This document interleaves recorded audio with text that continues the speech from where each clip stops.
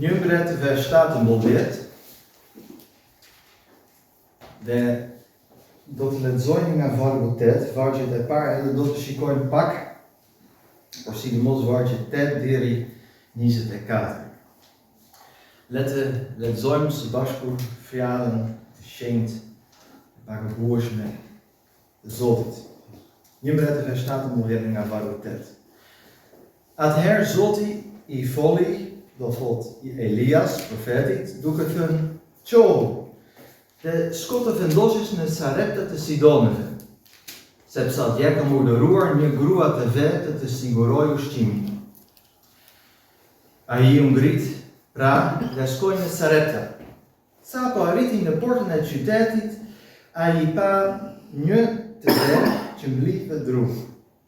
Ai e theri dhe e tha: "Shko dhe më merr pak ujë në një enë që të mund të pi." Ndërsa ajo po shkonte për të marrë ujin, ai e thiri dhe i tha: "Më sill edhe një çop bukë." Ajo u përgjigj: "Ashtu siç është e vërtetë që ron Zoti, Perëndia yt, bukë nuk kam. Por kam vetëm një dorë miell në një enë dhe pak faj në një qyp, dhe tani po mbledh 2 copa dru për të përgatitur për vete dhe për djalin tim, do t'i han e pastaj kemi për të vdekur." Elia i tha: "Mos ki frikë, shko dhe i bëj si i the, por më parë bëj një kulaç të vogël për mua dhe Simma. Pastaj ta bësh për vete dhe për djalin tënd, sepse kështu thot Zoti, Perëndia e Izraelit: ena e mielit nuk do të baroj, dhe qypi i vajit nuk do të paksohet deri ditën që Zoti të dërgojë shiu mbi tokë." Kështu ajo shkoi dhe veproi sipas fjalës së Elias. Dhe kështu hëngrën ajo, Elia dhe gjithë familja e saj për një kohë të gjatë. Ena e mielit nuk baroi, dhe qypi i vajit nuk u paksua, sipas fjalës që Zoti kishte shituar me anë të Elias. Mbas këtyre gjërave, biri i gruas, që ishte zonja e shtëpisë, u shëmur. Sëmundja e tij që e aq e rëndë sa nuk i mbeti më frymëjete. Atëherë ajo i tha Elias: "Çfarë lidhje kam me ty, o njeri i Perëndis? Ndofta ke ardhur tek unë për të më kujtuar mëkatin që kam bërë dhe për të vrarë djalin tim?" Ai u përgjigj: "Më jep djalin tënd." Kështu ja morin nga xhiri i saj, e çojnë në domën lart dhe e shtriu në shtratin e tij. Pastaj i kërkoi ndihmë Zotit dhe tha: "O Zot, Perëndia im, mos ke goditur me fatkeqësi edhe këtë grua të vet që më shtrehon, duke bërë t'i vdesi biri?" U shtrit pastaj 3 herë mbi fëmijën dhe kërkoi ndihmën e Zotit duke thënë: "O Zot, Perëndia im, të lutem bëj që t'i kthehet shpirti kësaj fëmije." Zoti e plotësoi dëshirën e shprehur në zërin e Elias. Shpirti i fëmijës u kthye tek ai dhe ai mori jetë përsëri. Atëherë Elia mori fëmijën e zbriti nga dhoma e sipërme e shtëpisë dhe i dha nënës së tij, duke i thënë: "Shiko, fëmia jote është gjallë." Atëherë gruaja i tha Elias: "Tani pranoj që ti je një njeri i Perëndisë dhe që fjala e Zotit në gojën tënde është e vërtetë." Deri këtu. Vlezë dhe motra, një histori e prekshme, ne mund të kuptojmë edhe vetëm nga leximi, por duhet të kuptojmë diçka edhe nga konteksti i këtij kapitulli, sepse çfarë po ndodh? Ju e dini që mbretëria e Izraelit mbas mbretit Solomon u dha në 2 pjesë, në pjesë 2 fishëse dhe në pjesë 10 fishëse. Në atë mbretëri të fundit të 10 fishëve, tani ka ardhur një mbret të ri. Në emrin e tij ne e njohim, Ashari.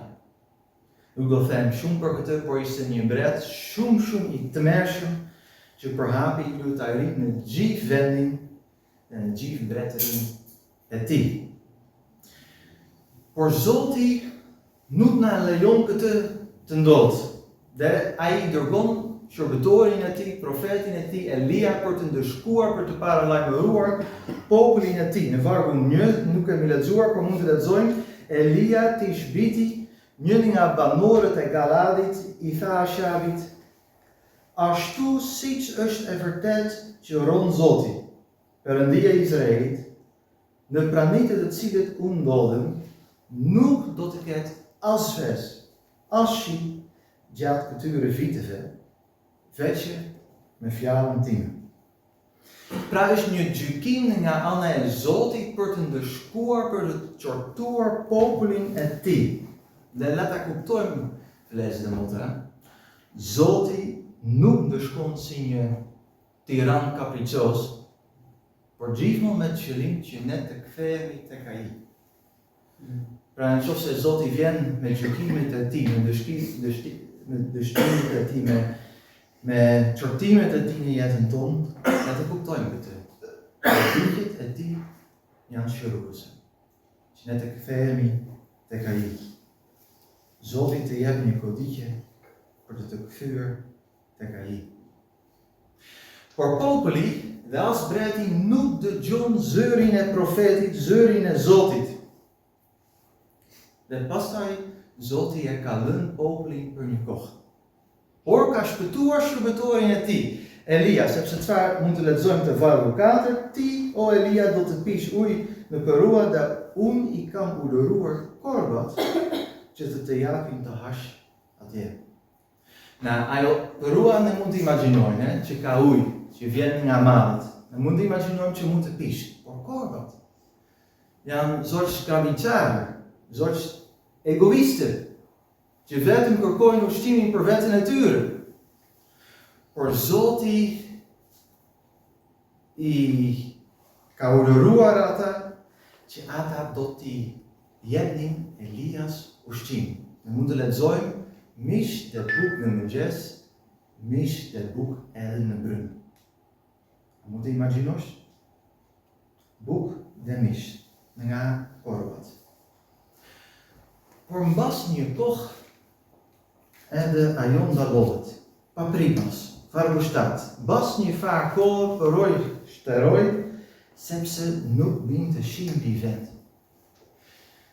Dhe pastaj ndodhi diçka e çuditshme, sepse Zoti e dërgon shërbëtorin e tij në një vend tjetër, një vend të huaj, pra një vend pagan. Të mos harrojmë, Zoti tani vërtet e ka lënë popullin e tij dhe madje dërgon shërbëtorin e tij në një vend pagan. Ata do të kujdesen aty për shërbëtorin e tij. Jo nga populli I tij, ai ka përpritur diçka e mirë, por nga një pagan.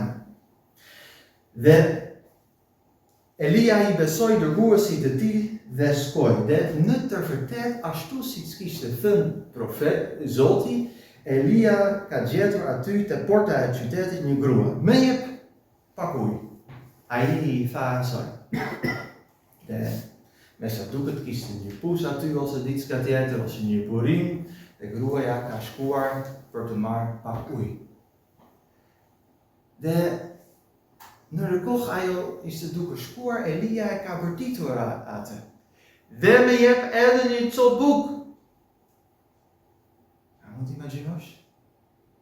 Gruaja qëndronte një farë mënyrë të ngrirë, u kthye nga dal, dhe I tha Elias: ashtu siç është e vërtet që ron Zoti Perëndia yt, buk nuk kam, por kam vetëm një dorë miell në një dhe pak vaj në një qyp.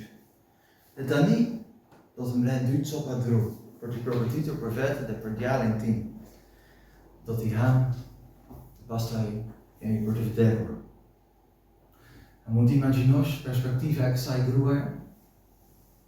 Pak miell, pak vaj, 2 copa dru, pak ujë, një buk pastaj vdekja. Çfarë mjerimi të plot ajo ka kuptuar. Bas ditës së sotme, në nga dau do të dobësohemi dhe unë ndoshta do të shikoj djalin tim të vdes nga uria. Kjo është perspektiva e kësaj gruaje. Ashtu siç ditën e sotme, milionë në këtë botë vuajnë nga uria. Kam qenë në Afrikë dhe kam parë aty me sytë e mi, atë bark të fryrë të fëmijëve. Jo nga ushqimi, por nga uria. Të mërshme. Jo, thot Elia, mos e bëj këtë. Mos piq për djalin tënd një për veten tënd në një buk. Piq për mua. A mund të imagjinosh? Kjo grua kishte një lloj shprese që ajo të piqte edhe një buk për veten dhe sidomos për djalin e saj. Por tani i thot profeti, mos bëj piq një kulaç për mua. Si ka mundësi o Elia? Përse? Por Elia shton diçka, vargu 14, ne kemi lexuar, sepse kështu thot Zoti, Perëndia e Izraelit, ena e mjell nuk do të mbaroj, dhe çypi i vajit nuk do të paksohet deri ditën që Zoti do të dërgojë shiun mbi tokë. Pra me fuqi dhe me autoritet nga Perëndia, Elia e thot këtë. A do të besojë ti? A do të besoni ju?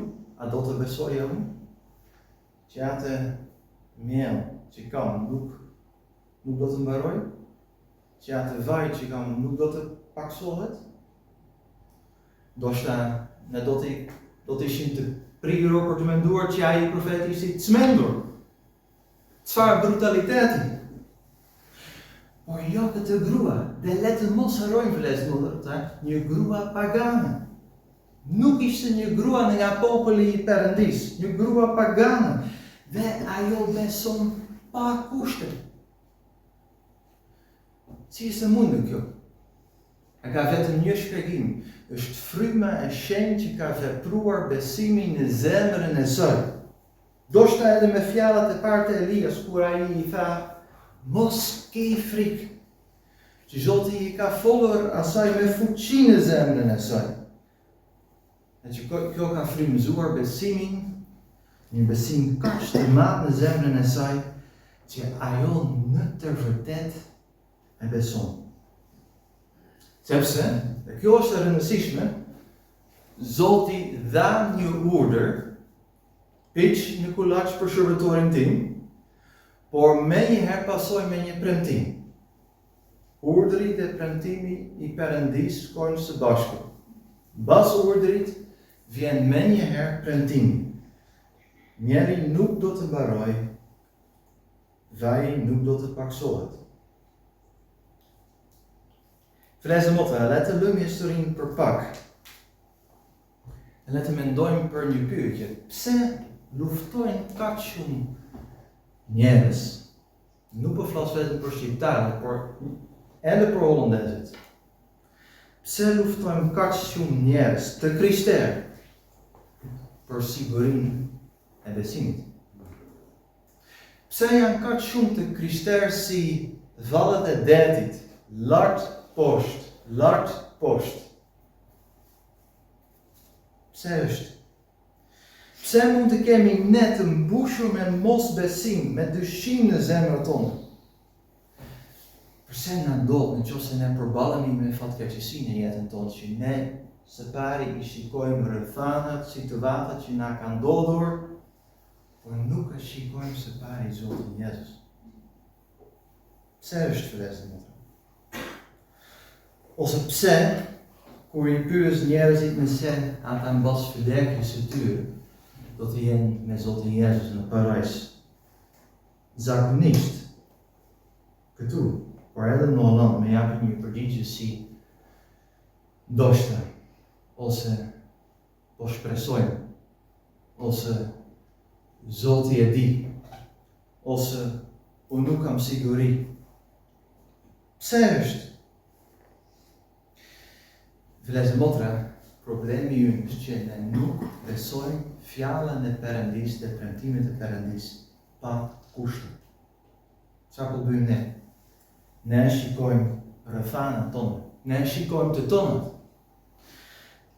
ne shikojmë veten tonë, ne shikojmë dështimet tona, ne shikojmë me gatishmërinë tonë të thellë, që në të vërtetë është aty. Ne shikojmë pa mundësitë. Ne shikojmë lutjet tona dhe duhet të themi pastaj, o sa të dobta janë. Sa pak unë po lutem me zel dhe me zemër.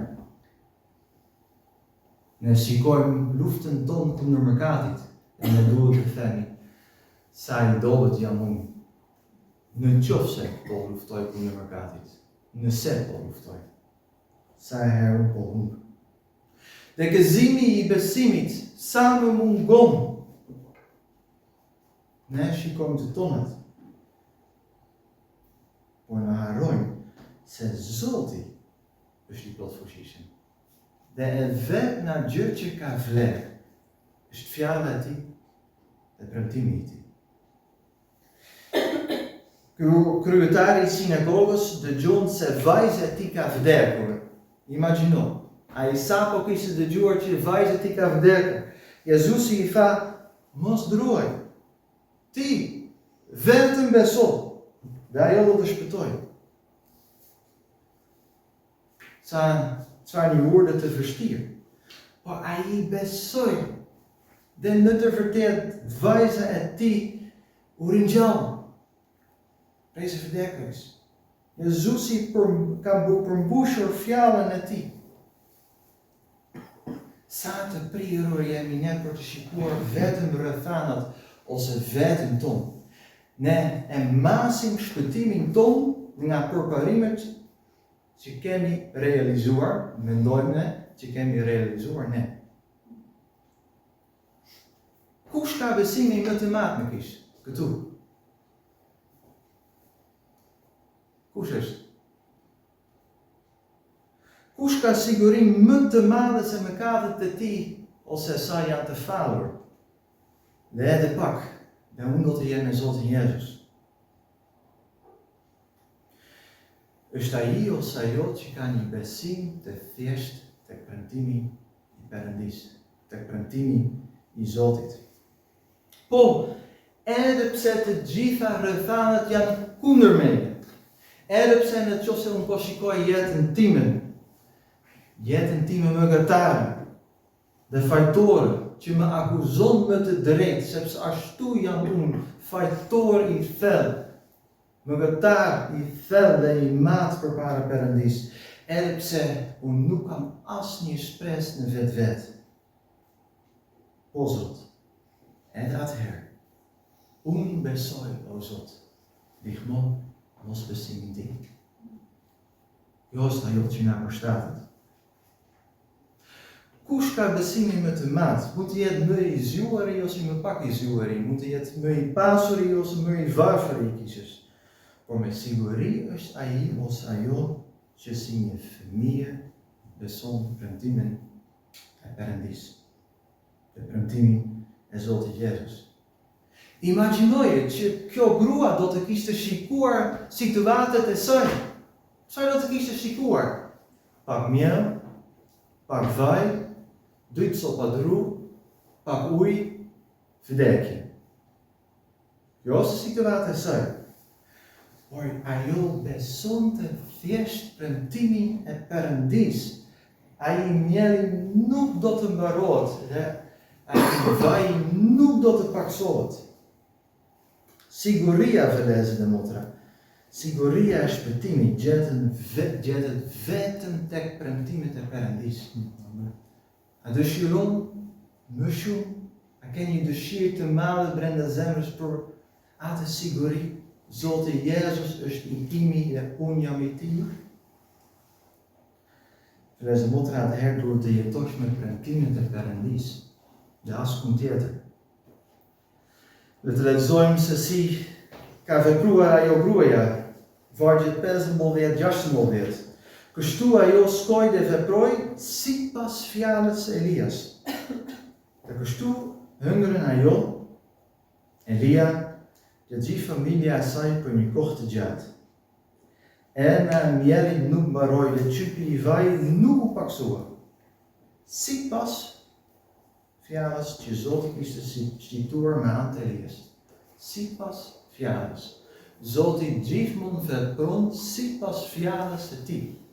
Dhe ai mban mallkimet e tij, por i mban edhe një mënyrë të përsosur premtimet e tij. Kur nuk do t'i braktisë premtimet e tij. Pra vëllezër motra, ne mund të mbështetemi tek ai. Mund t'i besosh atij. Sepse vërtet nuk ka një shpëtimtar më të besueshëm dhe më besnik se sa Jezusi. Nëse ne po festojmë, nëse administrohet darka e Zotit, në kisha tonë ne kemi një liturgji, një lloj formulare që ne lexojmë dhe cilën shpjegohet diçka mbi darkën e Zotit. Dhe njëri nga fjalitë e kësaj liturgjie më ka prekur para ca kohës. Ku ishte shkruar shpëtimtari ynë i dashur, i cili na ka dashur jashtë nasë. Të mos harrojmë, vëllezër motra. Ku mund të gjesh sigurinë e shpëtimit? Tek ai që i ka dashur fëmijët e tij jashtë nasë. Jashtë nasë. Si vazhdon historia. Na nuk ishte lehtë. Të kundërtën. Sepse mbas një kohë ai ideal smuret e bërënd dhe po vdes. Çfarë prove e vështirë. Dhe si ka mundësi? Si ajo gruaja edhe i ka pyetur Elias, si ka mundësi o njeri e Perëndis? A ka ardhur për të më qortuar, për të më dënuar? Si ka mundësi? Së pari djali im u shpëtua nga Uria dhe tani ka vdekur. Imagjino, dhe të paktën një prej jush edhe di çfarë është për të patur një fëmijë që të ka vdekur. Imagjino që ke djalin tënd në duar. Çfarë ka për të bërë? Çfarë ka për të thënë? Dhe as Elia nuk e kupton. Nga lutja ne e kuptojmë që ai ishte hutuar nga situata. Si ka mundësi? Vëllezër motra, ka shumë predikues dhe fatkeqësisht shumë kisha në ditën e sotme të astruquar të ungjillit prosperiteti që të premtojmë që ose ti beson te Zoti Jezus nuk do të ndodh asnjë gjë e keqe. Ti do të përparosh dhe çdo fatkeqësi është prishur. Por nuk është e vërtetë. Është madje një gënjeshtër. Sepse Zoti u jep fëmijëve të tij rrugët të vështira, pa mundësi të mëdha. Dhe kjo grua u përball me pa mundësi më të madhe, djali i saj vdiq, i vdekur, tani çdo gjë është e humbur. Dhe vëllezër motra, ndoshta Zoti edhe të jep ty shumë hallë, probleme, sfida dhe prova në jetën tënde. Ose ai ka bërë në të kaluar. Dhe kjo është e mundur. Bibla edhe është e hapur për këtë, është e qartë për këtë. Zoti jep shprovë, u jep fëmijëve të tij shprova, vështirësi. Po mbani me një gjë, nëse të ndodh ty tani. Ai, nëse ti beson te Zoti Jezus, ai e bën si një atë i dashur. Edhe këto gjëra të vinë nga dora e atit. Dhe si një baba, ai të jep. Dhe kjo në kupton edhe që në mes të mjerimit, ai është aty. Dhe kemi kënduar, ai nuk do të braktis kur. Ai nuk do të braktis kur. Edhe në mes të mjerimit. Por çfarë duhet të bësh? Në një situatë të tillë, nëse çdo gjë është kundër teje. Pikërisht atë që dëna këta të dy. Grua ja I dha Elias fëmijën e saj të vdekur. Dhe Elia e mori dhe e çoi në shtëpinë e vet, katin e dytë. Dhe pastaj Elia u shtri përpara Zotit. Kjo është ajo që duhet të bësh, fëlla motër. Kjo është ajo që mund të bësh. Të shtrihesh përpara Zotit dhe të shprehesh atij çdo gjë, të gjitha nevojat që ke, gjithë njerimin tënd. Kjo është rruga. Nëse jeni vështirë si, ktheu te Perëndia. Ktheu tek ai që të ka shëllë këto gjëra të vështira. Sepse ai është dhe ai mbetet një Ati I dashur. As gjidet gjithmonë çdo njerin në mënyrën që duam ne? Jo. Zoti është sovran. Plani I Tij është I përsosur, por jo gjithmonë përpufet me planin tonë. Por ky është ndryshimi. Dhe vlerësoj atë, vlezën e motra, vlerësoj aty. Ky është ndryshimi mbi një besimtar dhe një jo besimtar. Midis atij ose asaj që nuk beson te Jezusi dhe midis atij ose asaj që beson te Jezusi. Nëse zemra jonë është tek Jezusi, ai është gjithmonë aty, krah në krah, edhe në mes të hidërimeve vetëm me dal, sepse ai vetë ka projektuar njerimin tonë të thellë kur ishte në tokë. Ai e di çfarë po ndjen ti. Ai e di. Dhe si një kry prift I mat, ai mund të kushtojë. Çfarë ndodh më pas në këtë histori? Kemi lexuar, Zoti ka ndërhyrë në një mënyrë shumë të veçantë. Mbas lutjes së Elias e mbas trimit të tij mbi djali kthehet në jetë.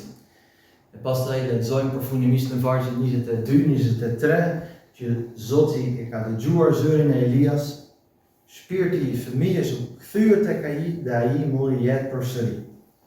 Atëherë Elia mori fëmijën, e zbriti nga dhoma e sipërme e shtëpisë dhe I dha nënës së tij, duke I thënë: "Shiko, fëmia yt është gjallë." Nuk ishte asnjë lloj magji në lutjen e Elias.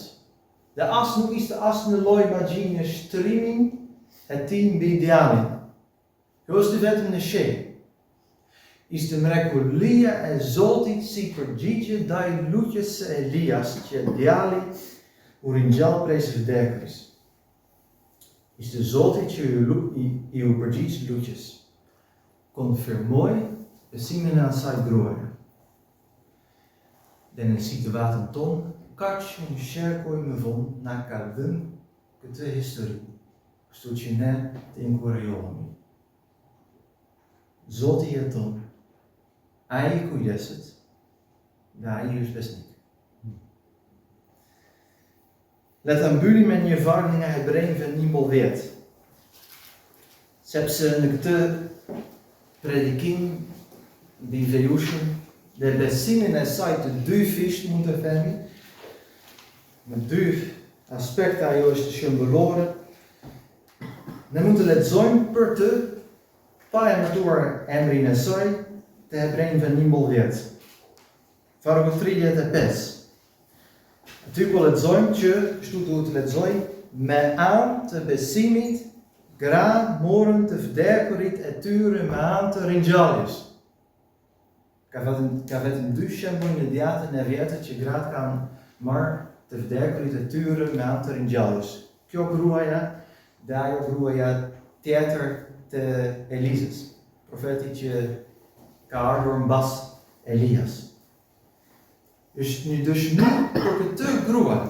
Ajo me anë të besimit mori të vdekurin e saj me anë të ringjalljes. Bëhet fjalë për këtë grua, Vejushën e Saretës. Dhe ajo na është dhënë për ne burra dhe gra si një shembull. Sepse kjo nuk duhet të harrojmë. Në çfarë pike ajo është shumëllore? Në këtë respekt, që në dëshpërimin e saj, ajo I u drejtua Jezusit. Ja besoj. Dhe pse e bëri këtë? Dhe pse mund të bësh edhe ti? Duhet të bësh edhe ti? Më lejoni të them ashtu. Ky është sekreti. Sepse Jezu Krishti, Perëndia dhe Shpëtimtar, është I mirë, I besueshëm, besnik dhe I dashur. Ai që na ka dashur jashtë masë. Prandaj, që me guxim ne mund të vim tek ai. E në çdo gjë që na mungon, dhe ta mos harrojmë këtë gjë, vëllezër, do të thënë, ne e shikojmë pamundësitë tona në çdo aspekt, si në mos në anën shpirtërore. Por ne gjë duhet të mësojmë, të shikojmë atë, sepse ai është besnik, I dashur, I besueshëm dhe I mirë. Ai I ka dashur popullin e tij jashtë masën. Kjo është baza e besimit. Kjo është baza e sigurisë së besimit. Pra vëllezër, motra, mendoni për këtë thellë. Të gjithë jemi në luftë. Do të mbetemi në luftë deri frymën e fundit. Dhe sa herë kemi humbur luftën shpirtërore kundër mëkatit, sa po humbim luftën kundër mëkatit, dhe sa herë fatkeqësisht edhe do të humbim luftën kundër mëkatit. Por le të shikojmë atë, vëllezër, motra, sepse I tillë është ai, nuk ka një shpëtimtar më të mirë, më të besueshëm. Dhe tek ai je sigurt. Dhe tek ai ke siguri. Për këtë botë, edhe për këtë botë. Dhe për jetën e përjetshme. Pra, vëllezër, motra, le të ngrihemi zemrat tonë tek ai që na ka dashur jashtë masës. Ai është siguri, dhe ai jep siguri. Amen.